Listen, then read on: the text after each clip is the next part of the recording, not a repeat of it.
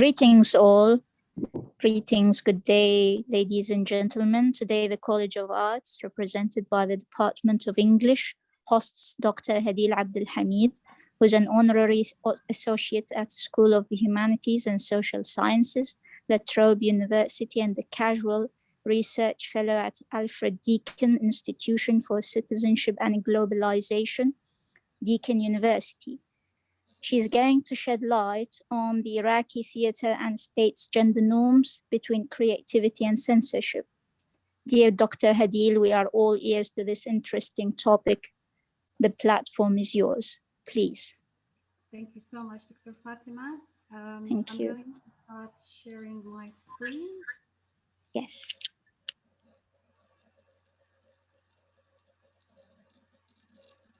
Okay.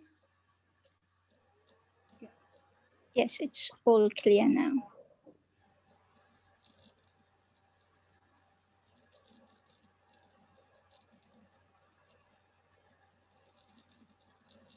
All right.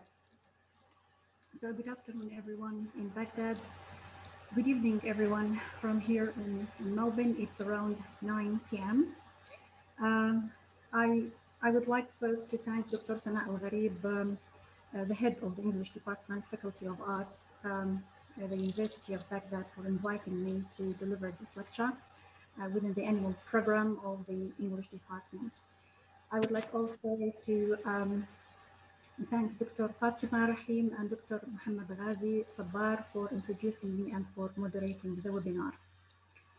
So as you can see from the title that I'm going to talk about Iraqi theatre and the state's gender norms. And for the purpose of this webinar, I just want to confirm that the term cultural productions will refer to literary and artistic publications and print and media outlets. So there is no relevance to the traditional or conventional practices. So the abstract, as I shared before, or under authoritarian regimes, usually state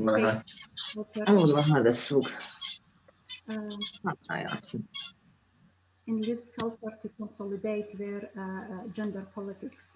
So art and literature become channels to disseminate the state concepts, values, and practices of gender relations. And the Iraqi state, under the rule of al-Ba'ath, was no exception. Iraqi feminism and womanhood were heavily influenced by Iraqi culture, the print culture and artistic productions, which was in turn toiled under comprehensive systematic oppression. So in this webinar, we are going to decode this cultural hegemony of al-Ba'ath, and also we are going to focus on something could be different, because we are going to trace evidence of creativity, of creative dissent, when specifically in Iraqi theatre, when it responded to the women question, قضية المرأة. And again, I'm going to focus on the Iraqi theatre that was produced inside Iraq. So it's not in diaspora. So it is within this cultural hegemony or cultural oppression. So the outline of the lecture will be as follows. I'm going to start by defining or tracing the difference between societal gender norms and the state's gender norms. I'm going also to go through the importance of Iraqi women's literary and artistic representations in Iraq. And then we'll go through the power-culture conflict in Iraq, how power of the authority of the state and culture collide when both of them try to shape and create the Iraqi womanhood or gender identity of Iraqis. And the theoretical framework of the webinar will be the cultural hegemony, and that is going to be also defined. Then I'm going through the Ba'athist gender norms during 1987, then the theater under cultural hegemony in 1987, because I'm setting the framework for analyzing and talking about the hymn of the world future, مسرحية ترنيمة الكرسي الهزاز, that was produced in 1987. and then we're going to conclude the webinar. I'm not sure that you can see. Yeah, maybe that's better. Okay, so what is a gender norm? So the term gender norm usually refers to the traditional roles played by both genders, males and females. It is culturally structured in accordance with the conventional perspective of men and women to be recognized as men and women. It refers to the societal boundaries and cultural binaries between the two sexes. These dichotomies are socially and culturally accepted and practiced on a daily basis.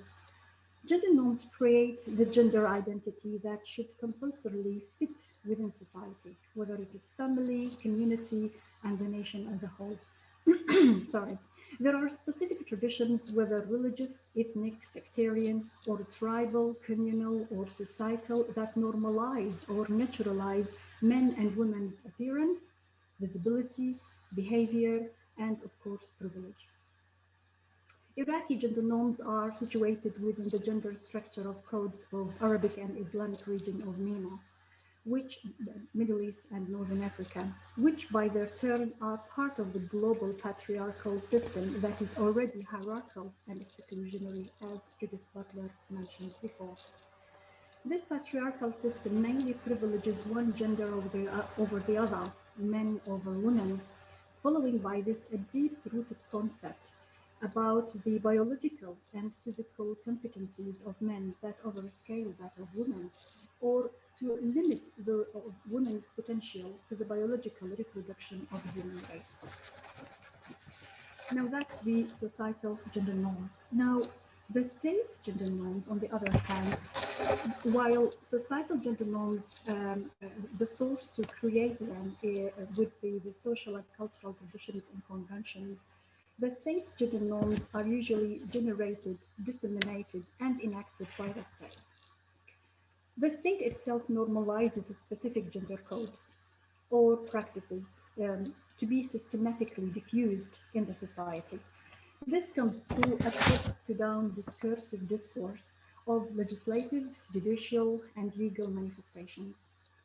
The state gender norms are created to normalize specific codes in order to set gender binaries. Doctor, sorry to interrupt you, but we cannot hear you well. There's a kind of Okay. something that is diffusing your voice, really. So can you hear me now? I can hear, but there is another sound that is interacting, you know. It's interfering there somewhere in the air. I can't hear anything, but I can wear headphones and let's see if there is a difference. Okay. Sorry for that. No, we are sorry for that as well. It's all right. Sorry for the interruption as well.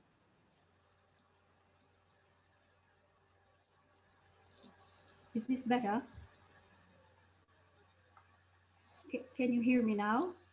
I can hear you. Okay, please go on, doctor. Go on. Is this better? Yes, it's better. Okay, thank thank you. you. Thank you very much. It's all right. So as we were comparing between the state gender norms and the social gender norms, the state gender norms are created to normalize specific codes in order to set gender binaries or to revive old boundaries between genders, sometimes to grant or to deprive rights and responsibilities of citizenship.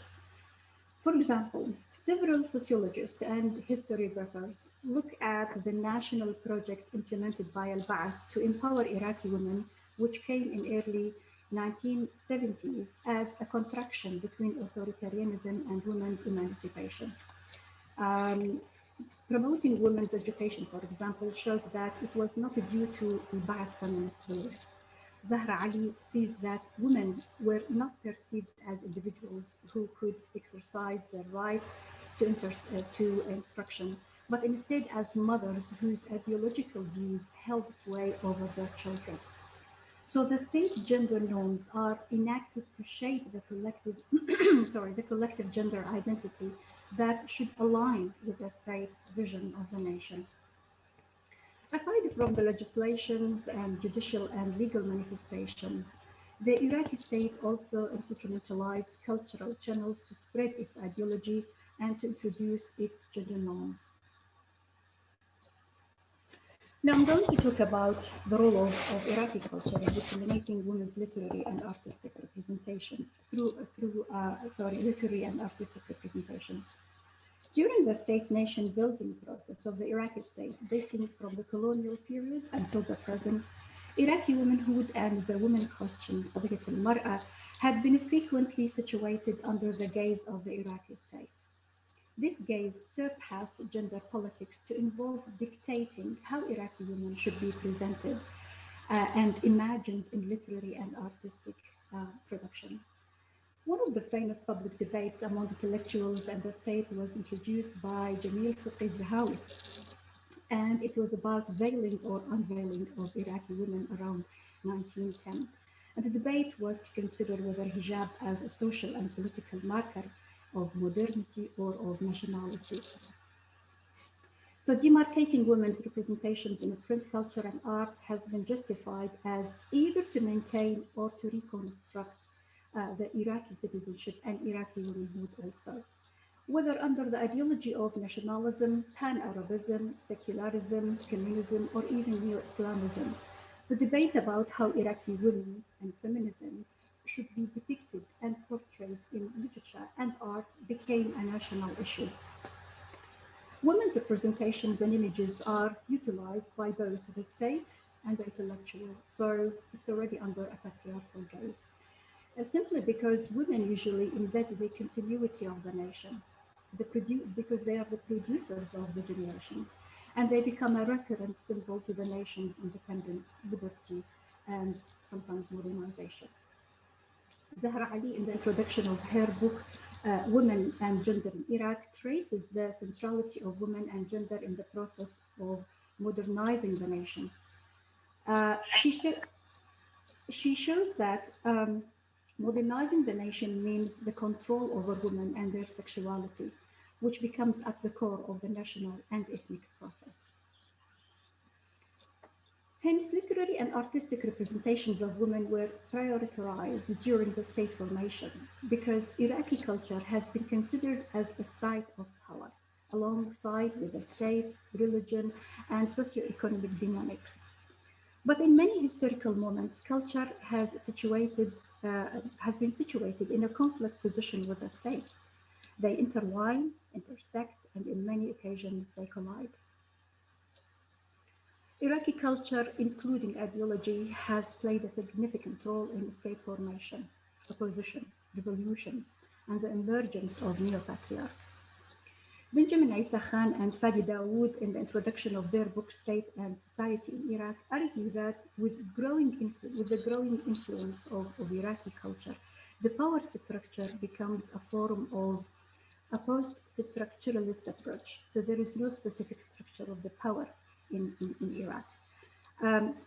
Power is conceived as a non-linear, a complex, and an ongoing negotiation between the state and the society. The successive governments in Iraq were cautious of the pivotal role played by culture in promoting their gender politics, specifically during the state-nation building process. Cultural channels are mobilized to monopolize the public opinion and to create a collective gender identity. In a critical historical moment, Iraqi womanhood became an ideological battlefield where the power of the state and of the cultural productions clashed. And that clash reached its peak during Al-Ba'ath rule. Mohsen al-Musawi, in his monograph Reading Iraq, Culture and Power in Conflict, asserts that in a state formation, as well as in the consolidation of power around group or party, there is always an effort to enlist the intelligentsia, to influence the public opinion, and to disseminate the ruling ideology. In short, to manufacture a new Gramscian hegemony. In order to theorize the conflict between Iraqi state or Iraqi power or authority and the culture, I found that the Gramscian hegemony or the cultural hegemony as a suitable framework to describe the cultural hegemonization of al-Ba'ath rhetoric. As you can see, Gramscian or cultural hegemony as a theory was first produced by Antonio Gramsci. He's an Italian Marxist journalist and linguist. And his main argument, or the main line of the theory, is based on how a ruling class, whether bourgeois, whether religious, or even power, or the ruling class in general, hegemonize their own ideology and their own philosophy. So they usually utilize matrix of political, social, religious, and cultural sites of power. And the main factors or dynamics, if I would say, that help this ruling class to disseminate this ideology, according to Gramsci, are the intellectuals of the nation.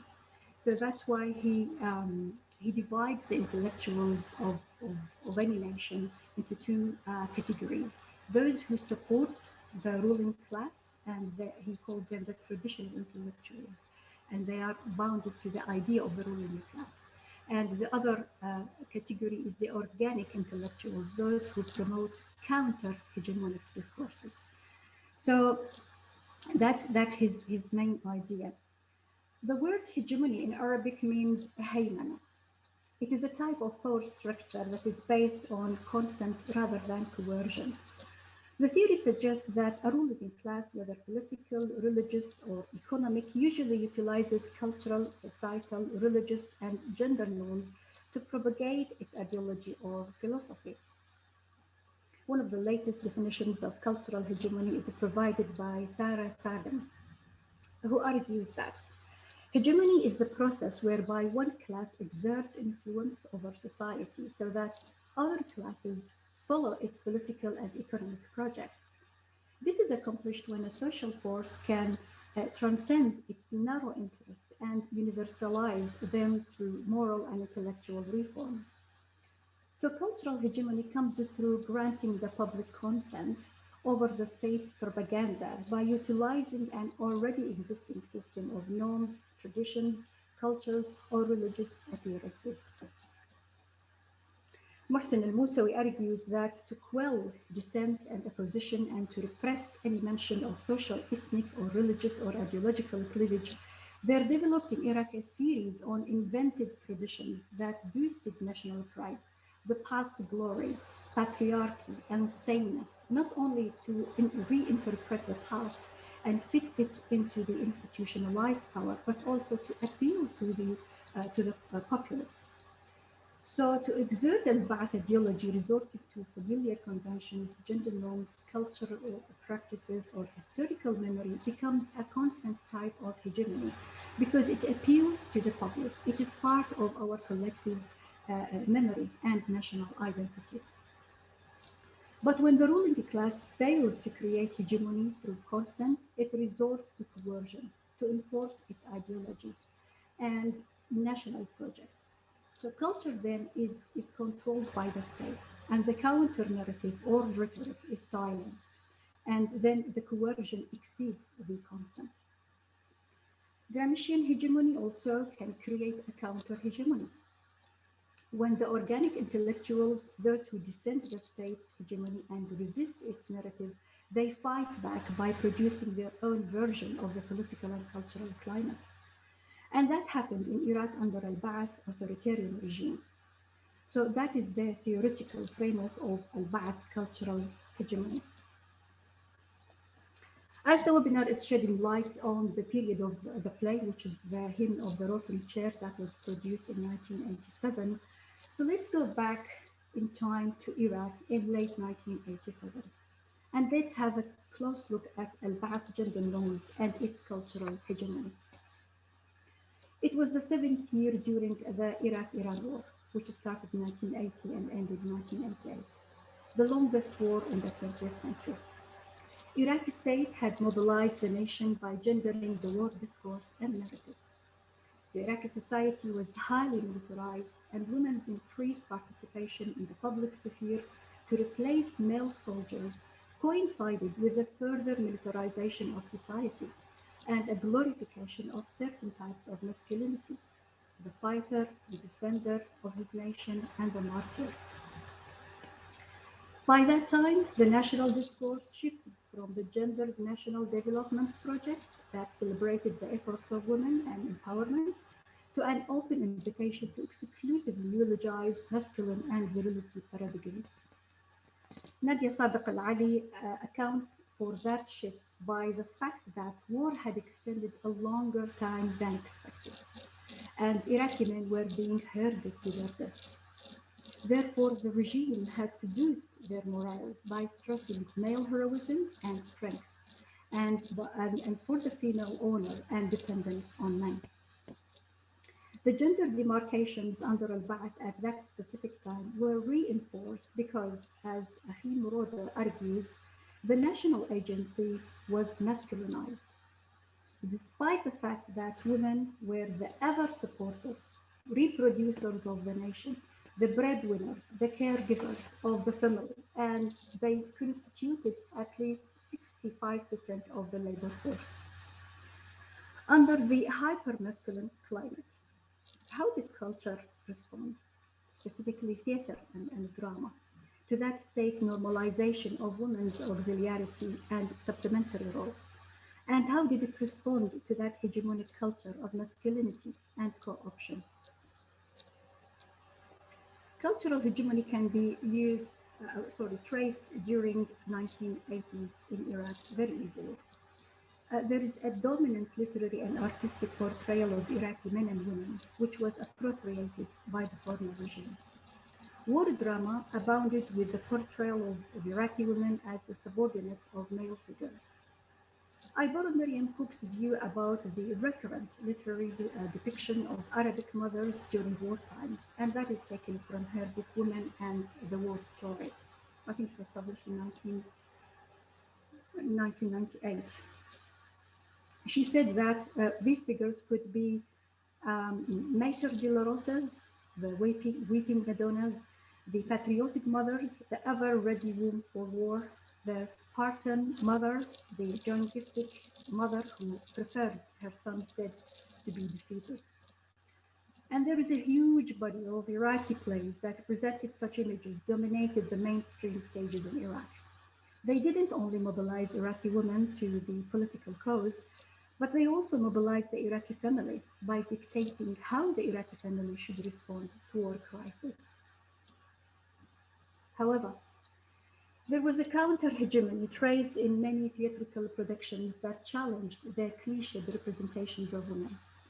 Iraqi dramatists found ultimate creativity through the process of producing the drama itself and creating anti-war plays that defied the regime's war propaganda was in itself a process of a creative transformation to Iraqi filmmakers.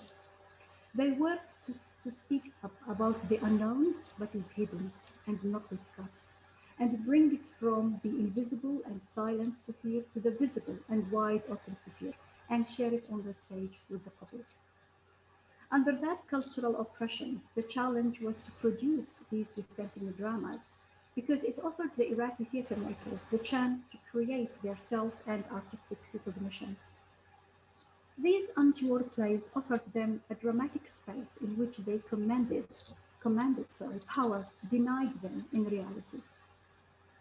The plays helped to create an atmosphere of disguised resistance, where Iraqi dramatists retrieved a minimal sense of intellectual authority that they generally lacked at that time. The Iraqi performer Jawad al-Shakarchi remembers how dramatists maneuver around al-Ba'ath censorship. And he was talking about how the script could be different from what is performed on the stage. And he said that the script that would go under the censorship, it shows nothing, no provocative words, no provocative language, nothing that would engage any political incitement, that would jeopardize the stability or the security of the country or even of the spectators. But the government was in a state of panic, and the censorship was meaningless sometimes. So they were determined to present something that they saw as necessary to be known or to be shared with the spectators. So that was the the cultural and political atmosphere of the late 1980s when the play The Hymn of the Rocking, of the Rocking Chair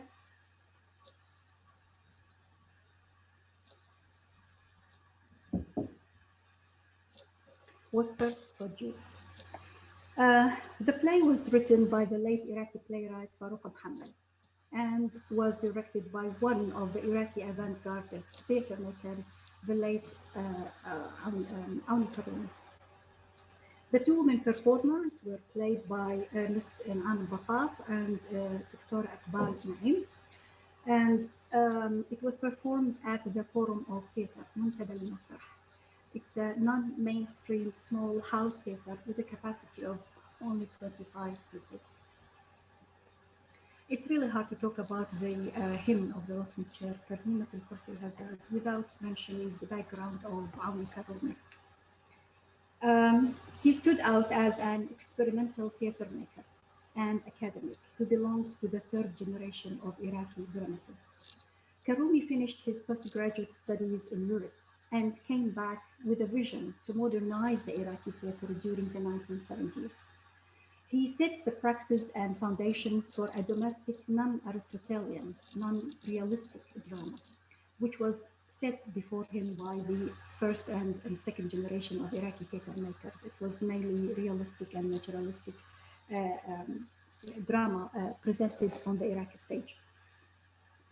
The revolt against realistic form and content in Iraqi theater was considered to be as a part of the rebellion against social and cultural and later on political fetishes. Karumi inaugurated the element of alienation and estrangements through his trans-adaptation of Brecht's classics. His plays appealed to the intellectual elites, but he also took it on himself to introduce the experimental theater to the public and to non-academic audience.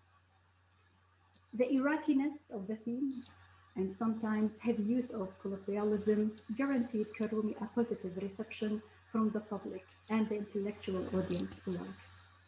The hymn was one of Karumi's experimental works, where he blended a theme from the absurd theater into the Brechtian technique of estrangement. Now, that's how the hymn of the rocking chair looks like. So it's a blend of a theme from the theater of the absurd. And the main traits or characteristic of the absurd theater is that the plays are mainly questioning our existence and the lack of meaning in our life, and the break of communication. Language doesn't express what we feel about this voidness. The structure is cyclical, so it finishes when as it starts at the same point. They cycle repetitive actions, and there is no logical construction, and silence, of course, is a very important component with the absurd theater. So mainly life is useless, life is futile, and there is no hope or no future or a good future at all. So that's the theme of the hymn of the rocking chair. Now, Auni Karumi fitted this theme into a dialectical. Sorry, I'm using jargon, theatrical jargons, but I'll try to explain as much as I can. And with dialectical theater, one of the most important characteristic of dialectical theater is that there should be hope for change. And the theater is the first threshold to that change. Once that the spectators realize that this is a configurative setting and everything is fake and everything is reconstructed, well, that's what Brecht thought, they would align this to the outside political and social structure, that everything is structured and can be reconstructed again. In dialectical and epic theater, the structure is clear. The audience should be aware that theater is a fictitious world, and they should alienate themselves. That they should feel that this is theater, this is not reality. And again, change is possible. So that's how Al-Karumi thought about. I don't know how he thought about it, but it seems that that's amazing.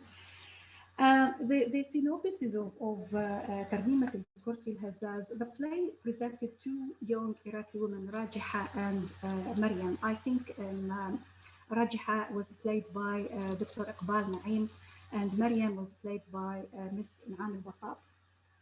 They both shared the same house. Rajiha has been waiting for her lover who went to war and has not come back. She wrote letters to herself and signed them under his name. At night, she placed the letters on the outside edge of her bedroom window, and when she and Maryam woke up in the morning, Rajiha pretended that her lover had sent her a letter, and the letter said that she had to wait a little bit more because he will be coming soon. Rajiha's role is of a bereaved woman who was a very popular woman figure during the Iraq-Iran war and wars that followed. The sense of loss in Iraqi society was not limited to the idea of mortality that overshadowed the majority of Iraqi families. It was correlated also to the growing sense of the absent male figure in social domain.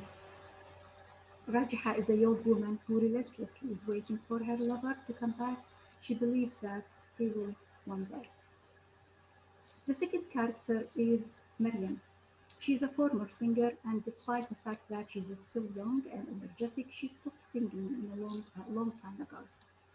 She laments the loss of her glorious and successful past and pretends that she is going to be recognized should she go out into the street. But she fears to do so, to go out to the street. Miriam is waiting for the day to sing again. Miss In'am al-Battat, who played the role of Maryam, recollects that the director Amni Karumi asked her to wear a fancy outfit, to wear a full makeup, and to do her hair as if she is going to perform in a concert that night. But she puts a black veil on her hair,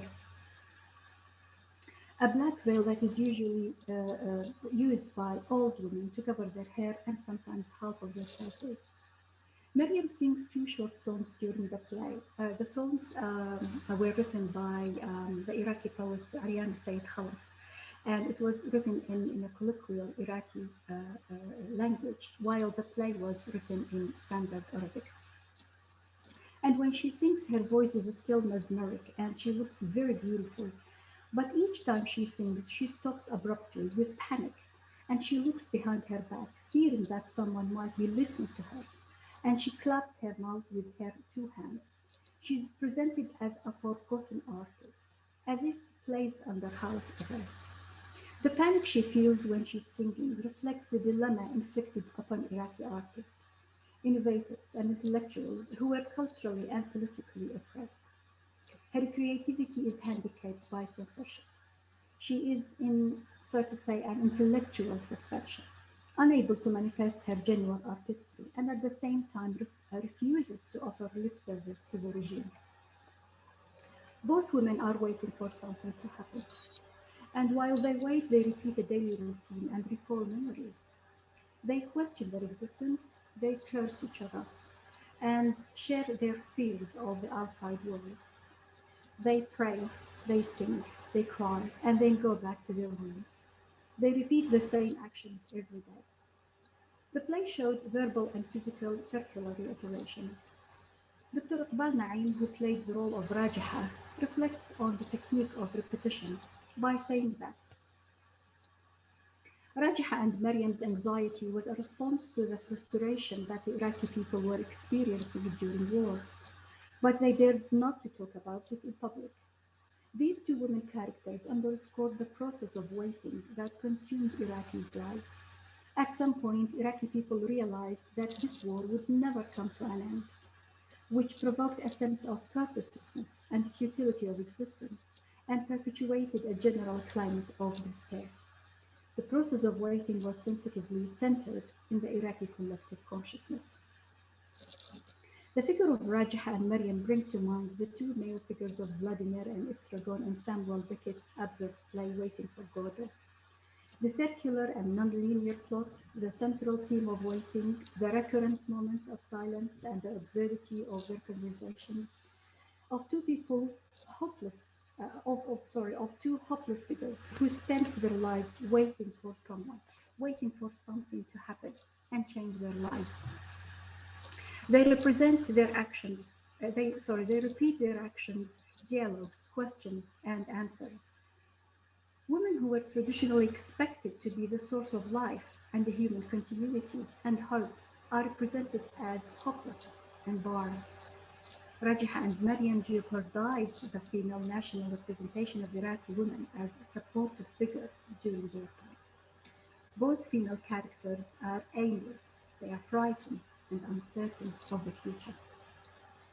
The play was produced exactly at the same year when the state began to encourage increased fertility. It's a fertility campaign through financial rewards given to families who gave birth to a fourth child and bonuses for those who already had four children. Maryam and Rajiha as absurd female characters show their physical, and emotional, and intellectual barrenness during a time when women were expected to bring and raise the new generation of soldiers. But they're bold images of Iraqi women that showed how they failed to find meaningful life, how their existence became aimless, and that they were sucked up in a timeless machine of futility and helplessness. Now, how to fit the theme of helplessness into Brechtian technique that demands thinking of the future to bring the change? The setting was Brechtian, and that's the main uh, technique that Auni Karumi used to pass his message to the audience. The Forum Theatre was a place of the production. It is an old folkloric Baghdadi house, still located, I think, in one of the oldest and busiest streets in Baghdad, Al Rashid Street. And like many old Baghdadi houses, the Forum is a double-story house designed with a wide entry, two rooms on the left of the entrance and the same on the right, with an open-to-sky courtyard.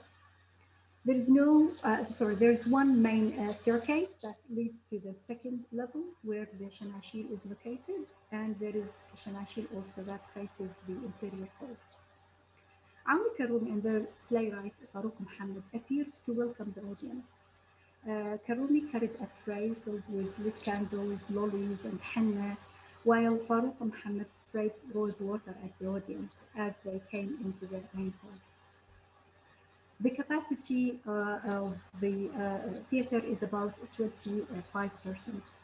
So Karumi took 12 members from the audience and ushered them into Maryam's chamber, while Farouk Mohammed took the other 30 persons and directed them to Rajiha's chamber. Maryam and Rajiha were waiting for the audience, each in her own room. The two groups swapped, and then they were all gathered in the main hall. Spectators were part of the play once they entered the forum. As the audience gathered in the main hall, the two women came out from their chambers and met in the hall. In several scenes, spectators were responding reciprocally to the performance. For example, Miriam sang. When she sang, she generally addressed the audience. Then she walked around looking each one in the eye while she is singing. In Amil Batab, who did the role, she recollected that how members of the audience started to sing with her. And when she stopped with panic, they stopped too, and they started to look around thinking that censors had come in. There is another use of estrangement in the play. That was the rocking chair itself, which was centered in the middle of the hall, creating the sense of alienation too. Maryam and Rajha exchanged the position of sitting on the rocking chair when they were recalling their tasks. The significant movement of the rocking chair was a correlative objective to their daily routine and mental monotony of repetitive activities. I think in al-Battat asserted that the back and forth movement of the chair manifested the physical and mental monotony of repetitive activities. The presence of a rocking chair in an old Baghdadi house was not familiar. A rocking chair is a Western piece of furniture that is considered by some Iraqi families as luxurious. So the hymn is a hybrid drama that dissented war and the state's gender norms in a hyper-masculine time of Iraqi history. So in order to include, the webinar draws on the difference between societal gender norms and the state gender norms to show that the latter is generated and enacted by the state and is usually disseminated by legislations as well as through controlling the cultural channels. The Gramscian hegemony or cultural hegemony theorized a Ba'ath approach to disseminate its ideology and to control the representation of Iraqi women in artistic and literary productions and media outlets also. The counter-hegemony was the method by which Iraqi theater makers responded to the state's cultural hegemony. They created their dramatic space to produce their anti-war plays by centralizing anti-stereotypical images of Iraqi women. Thank you so much.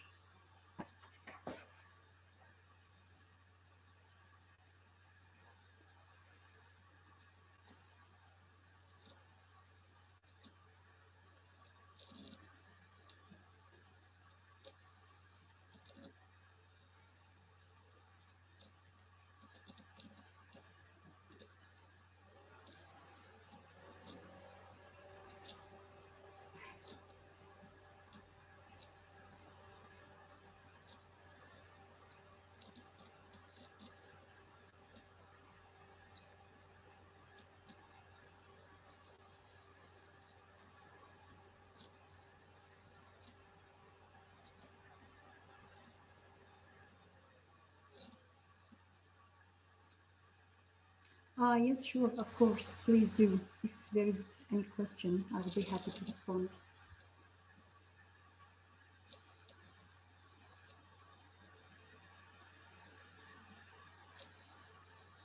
Thank you, Dr. Hadil. Thank you for this lovely presentation. It was really enriching and useful. It took us back to a stage of our lives that we do not want to remember, really. It was terrible. Yes, Iraqi history is full of terrible events. Shedding light on these events in such an artistic way to make it, to produce it in such a beautiful way shows that the Iraqi theater is alive and it has documented its history in a very kind of selective way, kind of aesthetic way.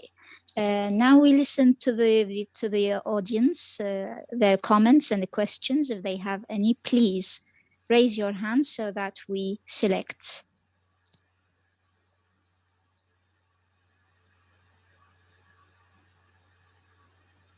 Anyone? Anyone who has a question? I think Sarah Farhan. Hi, Sarah. Yes. Sarah Farhan, please. عفوا دكتورة فاطمة، عندنا Yes. اللي رافعين يدهم أستاذة نعم. علياء نصير. تفضلي أستاذة علياء، مفتوح المايك.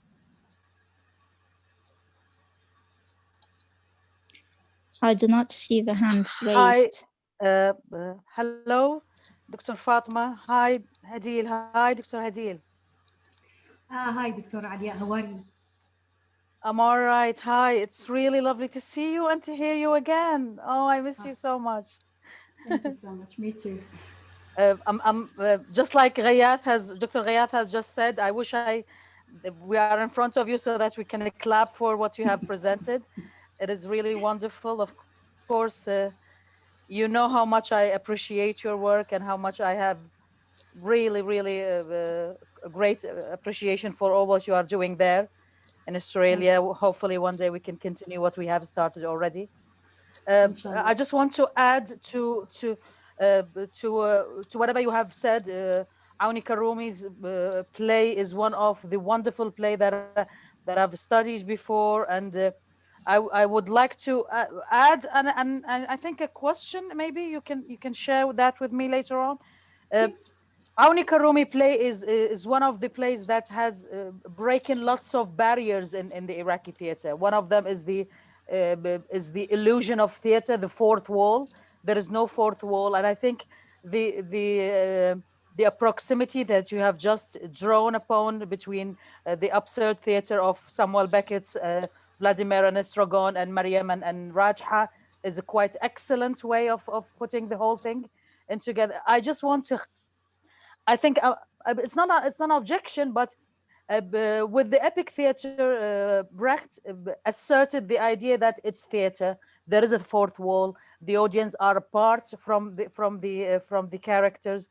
Yet with Auni Karumi, and I think after Auni Karumi came Karim Chithir and then Basim al-Tayyib, and those names in Iraqi theater were has gone far into the experimenting into experimenting theater by breaking that fourth wall, and I think that has left an impact on those who attended the play, the audience, and us as readers and critics of theater of Iraqi theater. This kind of a proximity between the characters and the audience, I think made the whole story, the whole plot that was presented more real to the characters, sorry, to the audience, and more effective. Don't you think that that was I don't know, it has its own dangers, risks that the director were willing to take, and at the same time, as doesn't it show how much Iraqi audience were quite I don't know, elevated in their taste to the extent that they will go and participate and sing and even shock. They are part of the play itself rather than audience on their own.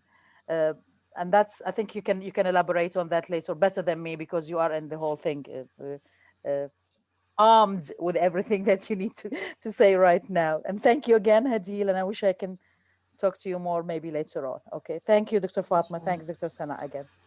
Thank you, Dr. Alia. I just want to comment, actually, it is true that the fourth wall in theater has been collapsed decades before, but with Brecht, he emphasized the idea that the audience should know that this is a configurative setting. And he depended on the idea that they should be aware of that, because he thought that maybe later on they would figure out that also the social and political structure outside the room of theater are also structured. And that's why in his famous play, The Mother Courage, he was so upset when he saw spectators were, for example, so reciprocating with Mother Courage, and he was like, "Don't! We are acting. This is a performance. You have to realize this is performance. You have to keep in mind that this is fake. It's fictitious. It's not real." As like outside the theater, as our structure. So actually, his Marxist background of trying to collapse the bourgeois class that controlled the political, social, and cultural manifestations of his society at that time, and he was trying to attract the attention to his spectators of the same view. So with Ali Karumi, who selected the forum of theater, Muntada al-Masrah, he was thinking about that. I think that, according to the play itself, I mean sorry, I'm going to share my screen again. When I look at the Muntada al-Masrah, the whole setting, it's amiable. It's really nice, and it's really it gives this idea that as if you were there before, but at the same time, you know that this is not it is not lived there anymore. It's only a space, cultural space, or a theatrical venue, and the idea that to usher the audience to go to one time to Rajaha's room, and then they swap and go to Maryam's room. It shows that how the space is manipulated under the Brechtian diversity. Indeed. I've been to the theater forum, I think 2 years ago, and it's actually a cultural space. It's amazing, Hadil. One day Lucky you will you. go and yeah. I Inshallah. intended to go there. Inshallah, inshallah. Thanks, Inshallah. thanks again. Thank you so much again. Thank you. I think Sarah, Sarah.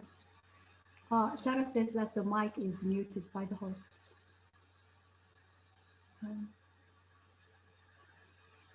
Dalia, thank you, Dalia.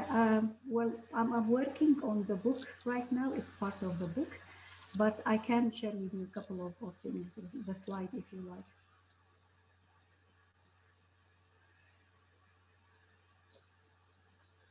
Islam. Yes, of course, I can send you the slide. You can email me if you like.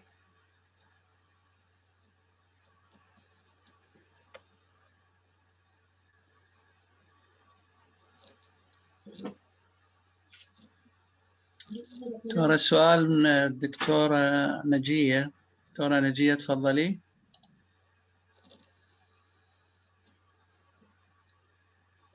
دكتورة نجية المايك مفتوح. Good afternoon, everybody. This is Dr. Najwa, not Dr. Najia, Dr. Muhammad. How are you? عفوا أهلا وسهلا دكتورة نجوى يا مرحبا. How are you, Dr. Hadid? I'm fine, thank you. And yourself?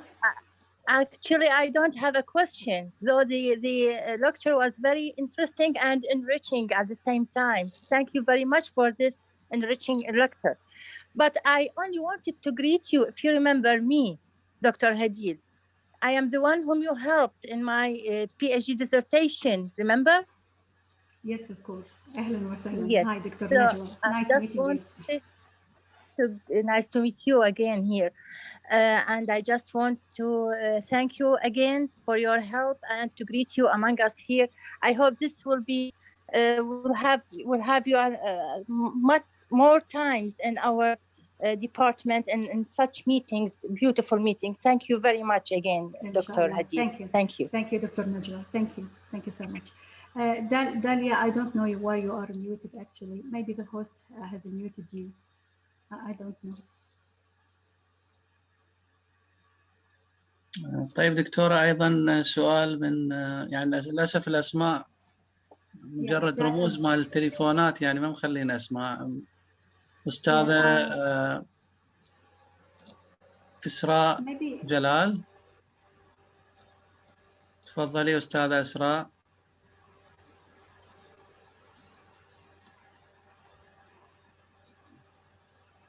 Hello, Dr. Hadil, how are you? Hello, everybody. Thanks for introducing us to such interesting Iraqi plays. I just want to say that I so much like the comparison between the female characters in the Iraqi play and Vladimir and Estragon in Waiting for Godot. In Beckett's play, we find that the state of barrenness and sterility is shown through the absence of women, but skillfully in the Iraqi play, this state is overemphasized through the appearance of the Iraqi women on stage. I so much like this presentation, and somehow it shows the dominance of women on the scene, though they are underestimated, but in fact they have the biggest role in society. Even when it comes to the matter of suffering, they endure and they help society to go on. This presence means those meanings to me. Thank you very much, Dr. Hadid. Thank you, Dr. Isra. It is true. As you mentioned, despite the fact that Iraqi women had fully participated in covering the backs of Iraqi males while they were at war, but their participations were underestimated. Their even role was marginalized in the national war narrative, or at least it was shoehorned in specific stereotypical subordinate roles, because there is a global a global system, a value system of suffering. That's how I see it. That male suffering looked hierarchical. It is a hierarchical system, that they are above and more impressive and more important than the value or the suffering of women. And it's not, by the way, it's not only an Iraqi or Arab or Islamic issue. It's a global system that sees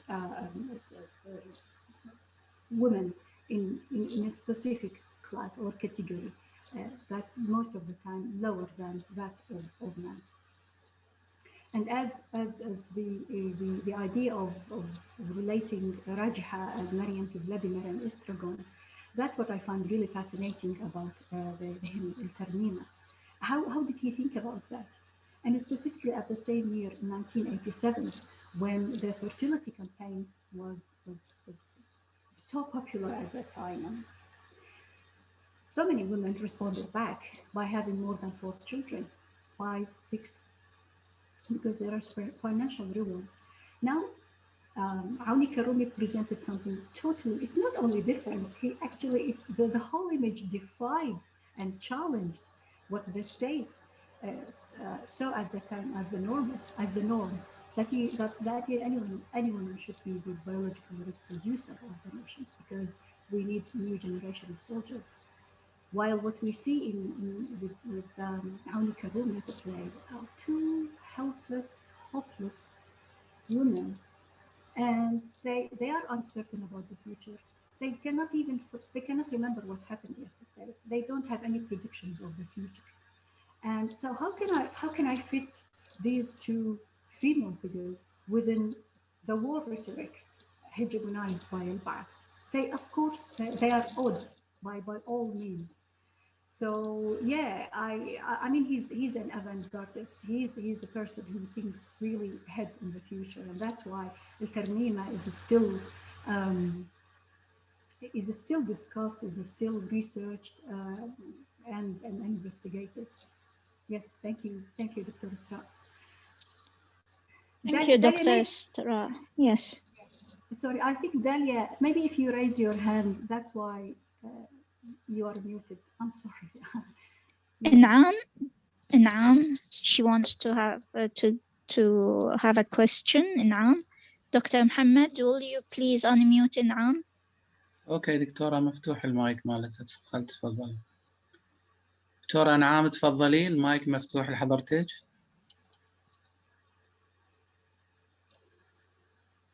دكتورة نعام تفضلي.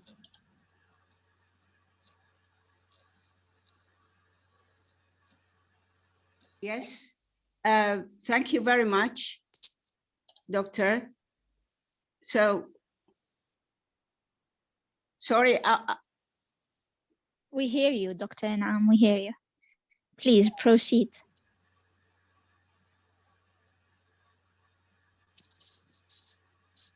Dr. Naam.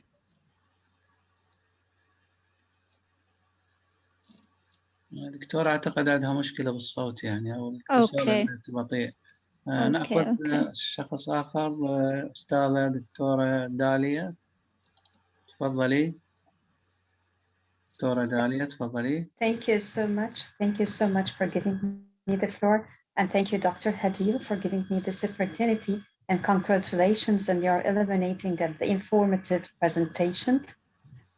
Actually, I haven't introduced myself. I'm Dalia, PhD holder. I'm a lecturer at a faculty of languages and simultaneous interpreting at Al-Azhar University. I also used to teach at the American University. As a matter of fact, this was a very good opportunity to come across the Iraqi theater and to have some information about the role of women in the Iraqi society. And I believe that in Iraq, women are very strong in light of the current circumstances and the harsh past circumstances that they have went through. So you gave us a new perspective about the stamina of the Iraqi women and how they were able to go through all of these obstacles and difficulties, and let me say repression and suppression that they have ever met within their society. I would like to congratulate you, and it would be very useful for me if I would have access to your paper and we could have further discussions or in cooperation later on. Thank you again, Dr. Hadil. Thank you very much. Of course. Thank you so much, Dalia. Yes, it is true, because for me, my background is theater and a drama about war. It was a comparative study between Iraqi and Australian theater about war and the representations of women in war. And I found that, which might be unsurprising actually, that even in societies that spectate war from a distance, from a geographical distance like Australia or any other Western country, the representation of women is also also fit within this hierarchical and exclusionary system. It's mainly the male soldier who is celebrated. And maybe because Nadia Sadiq Al-Ali mentioned that it's because men are herded to their deaths, and the state all the time tries to boost their morale and to show the dependency of female of women of the society on them, despite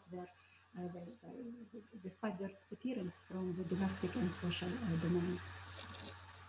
And I agree with you that Iraqi theater, unfortunately, is under-researched and underrepresented in Western academia.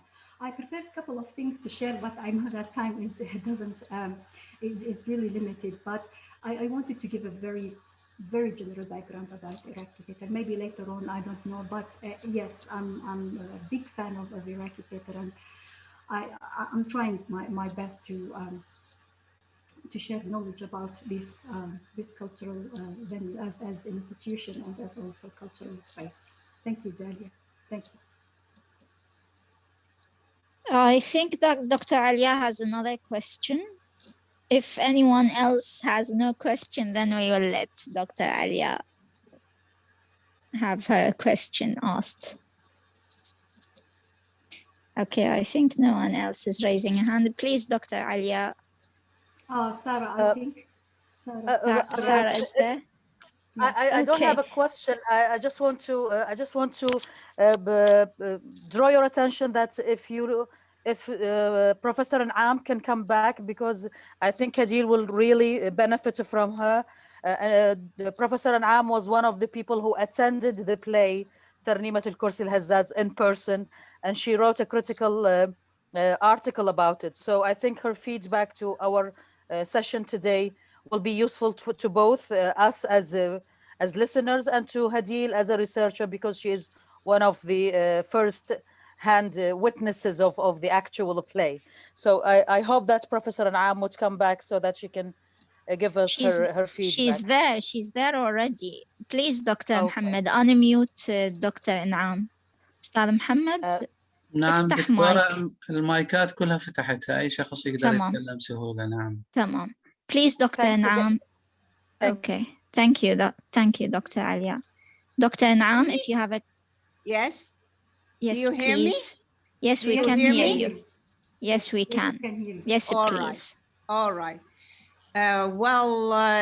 What should I say? What shall I say now? I'm sorry, the sound problem spoiled the full enjoyment of Dr. Hadil's very interesting lecture today. However, as Dr. Alia said, I really did attend this performance, and it was really a unique experience at the time.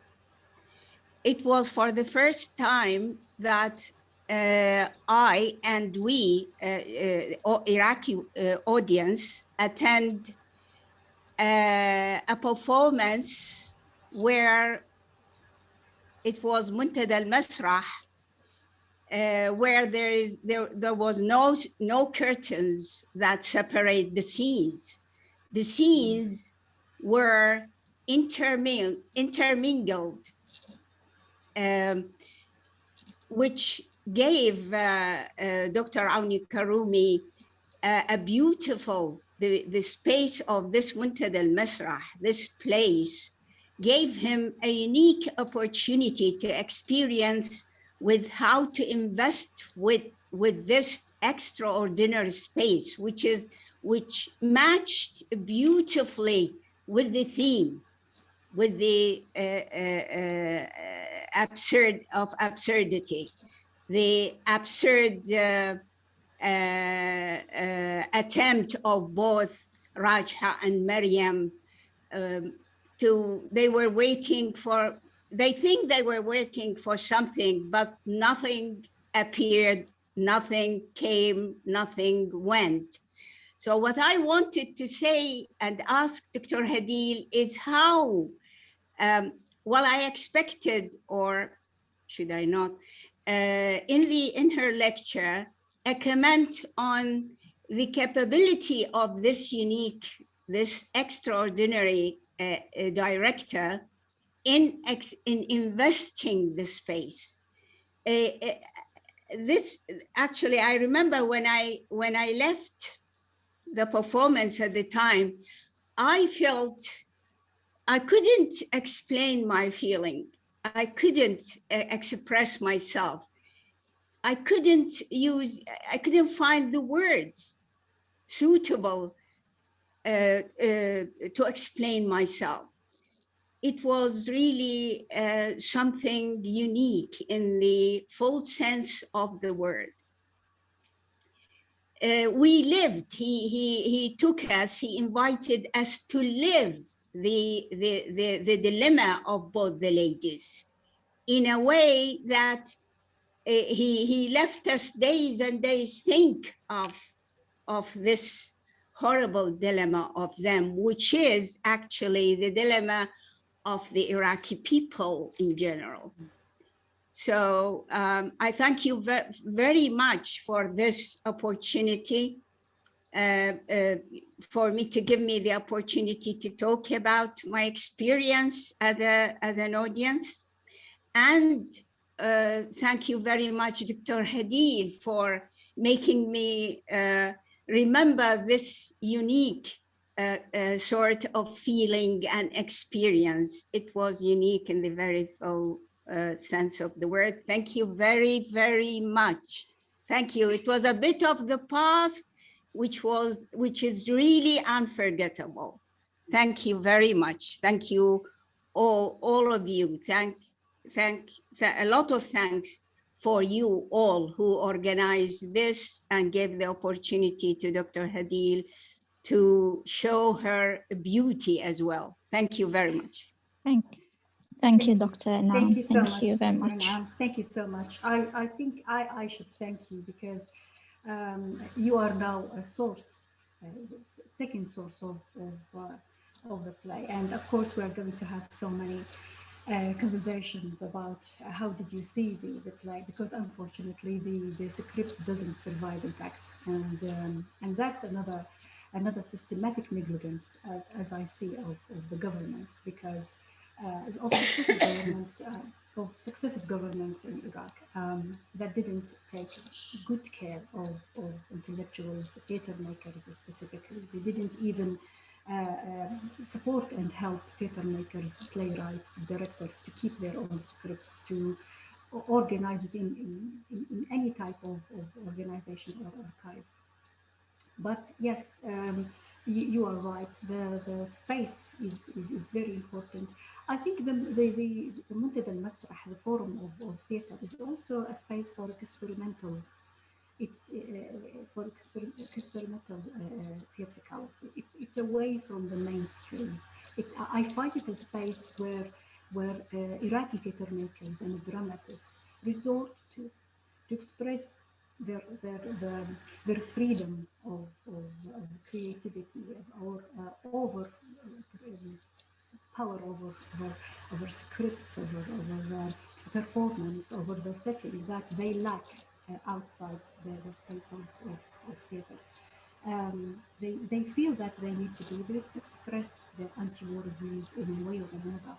So that's why I find it. I haven't been there. I haven't seen Muntada al-Masrah, unfortunately. I only saw this through images on Google, but I felt that I've seen this place before. And even the choice of Muntada al-Masrah, I think it's also a space where the students graduate from the Faculty of Fine Art, they do their projects, graduation projects. They perform their graduation projects there. So I find it a space of creativity. It's already a space of creativity as they used to see experimental plays there. So definitely you'll find something new all the time. You'll find hybrid forms of drama. You will find daring maybe themes and topics that are not talked about or in public. I like also how Ustad Jawad al-Shakarchi talked about the role of the director and performers when they transform the script from lines and words that do not indicate any type of provocative language into something that is understandable. There is a mutual understanding actually between performers, theater makers, the dramatists, and the audience. I like the idea that Auni Karoubi trusted the Iraqi audience, trusted the intellectuality of even non-academic, non-sophisticated spectators. They know it like that. And also when Ms. Ilham al-Battat said that she used to sing, she goes around the chairs, she looked at the eyes of those people, and then when she stops and look around, they start also to look around. They thought that the censors might be coming. So I think that's the secret of Auni Karoubi. He trusted his spectators, and that's the mission that he took on himself. That the intellectual theater is not exclusive for intellectuals or intelligentsia. It can be also transferred to the public, to non-sophisticated people, and that's why I think Termina is still vivid in the national memory of theater goers in Iraq. Thank you, Dr. Hadid. Dr. Hadid, do you think that censorship has devalued the value of the theatre itself, or such dramas or plays, or did it add to it? Because sometimes the writer would maneuver things and state things symbolically instead of saying them directly or frankly. So censorship perhaps helped in bettering the theatre and making it more symbolic and more artistic than it should be. Do you agree to this? Yeah, I think as the cultural hegemony or Egyptian hegemony suggests that there are two types of intellectuals. The traditional, those who support the regime or support the ruling class ideology and discourse and narrative, and those the organic and the other classes, the organic intellectuals who try to find a way to create their counter hegemony. And so it's a relative situation, if I would say. It depends on how intelligentsia respond to the ruling or hegemonic narrative in terms of cultural productions. So, so those who the organic intellectuals find it a space for creativity, and that's what happened with Iraqi theater during the 80s, which I find reached peak of creativity, despite that the cultural oppression reached its peak also. I mean, there are tens, could be hundreds of writers, of intellectuals, of novelists, poets who either were killed, imprisoned, self-exiled, put under house arrest, because there was only one dominant ideology that should control the cultural production at that time. But with the Iraqi theater, on the contrary, you can find many plays like Al-Tarmima during the 80s, and specifically this time, that is late 80s, when the Iraq-Iran war was at the end, and as Dr. Iqbal Naim suggested, that Iraqi people they were exhausted because of the process of working, and waiting consumed their own lives. How you know how it's difficult that the theater maker react to the issues in their society, and they are handicapped by censorship. They feel that they are oppressed twice. They are oppressed twice because first, they cannot be the link between what's going on in the political and cultural climate and between and their spectators. So even their position, specifically during Al-Ba'ath era, was really difficult. I mean, they try to escape, but they are lucky enough to find theater as a venue and also as a cultural space to express their anti-war views, to say that we are here. So I think, Dr. Fatima, yes, it is true. Sometimes censorship, pushing towards the wall, towards the corner, would give or would incite several approaches and types of creativity. That's what Iraqi theater makers proved and showed during the cultural oppression of Al-Ba'ath that extended nearly 40 years. Yes. Thank you very much for this illuminating lecture. We had a great time listening to you, sharing your thoughts with us. Iraqi theater is still alive. We see that there are few works now. Yes, it's true, but there will be time for the Iraqi theater to rise again and to present topics that are true to its reality and to the reality of the Iraqi society. Thank you very much, Dr. Hadil, for this illuminating, enriching lecture. We hope to have you again and again and again to give us such great lectures on different topics. Thank you very much for accepting the invitation. Thank you. I would like to thank everyone for organizing and facilitating the event. I'm sorry if I was unable to answer further questions, but please email me and I would be really happy to share what I've got and exchange knowledge and expertise about Iraqi theater. Thank you so much, everyone. Thank you. Yes, see you later. Thank you very much. Thank you all. Thank you for attending this lecture. See you next time, inshallah, on other lectures that are as illuminating as this. Thank you very much. Have a great day. Have a great night, Doctor. Thank you. Thank you very much. Thank you. Thank you. Bye. Bye. Assalamu alaikum.